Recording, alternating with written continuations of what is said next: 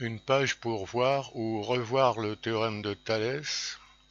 Voici une configuration de Thalès, un triangle ABC, un point M sur la droite AB, un point N sur la droite AC, et la droite MN est parallèle à la droite BC.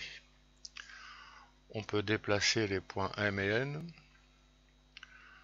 Voici une configuration dite en papillon.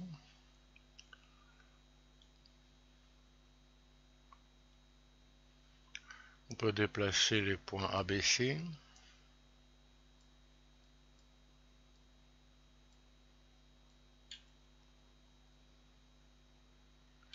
L'énoncé de ce théorème, si les points AMB sont alignés, les points ANC sont alignés, les droites MN et BC sont parallèles, alors AM sur AB égale AN sur AC égale MN sur BC.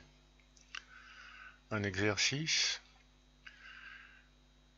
avec des points ABC, le point C' de la demi-droite CA tel que C'A soit 6 fois CA.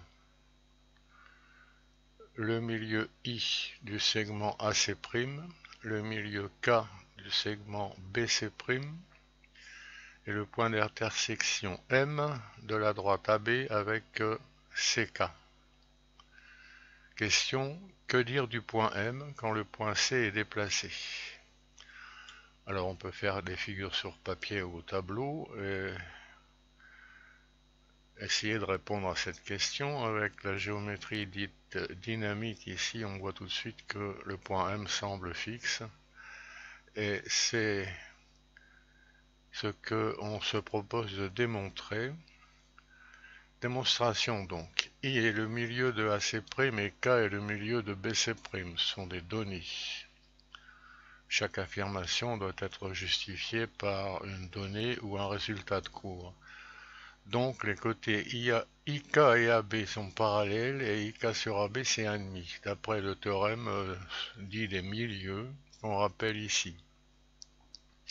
Le segment qui joint les milieux de deux côtés d'un triangle est parallèle au troisième côté et sa longueur est la moitié de celle du troisième côté. Les points CAI sont alignés et les points CMN sont alignés, donnés. Les droites AM et IK sont parallèles, on démontré.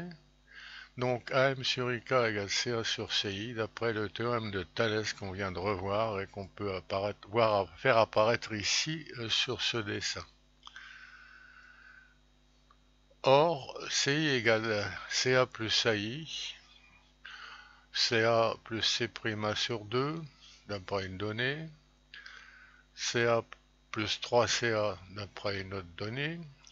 On arrive finalement à CI égale 4C1, donc le rapport CA sur CI c'est 1/4, AM sur IK c'est 1/4. Alors quand on regarde ce qui a été établi en grand, IK sur AB c'est 1,5, AM sur IK c'est 1/4. On utilise ces résultats. AM sur IK multiplié par IK sur AB c'est donc 1/8. Et d'autre part, AM sur IK par IK sur AB c'est AM sur AB en simplifiant par IK. Donc AM sur AB égale 1/8, les points A et B étant fixes. Le point M l'est aussi. En toute rigueur, il y a un autre point M de l'autre côté de A. On admettra ici que le point M fixe est entre A et B.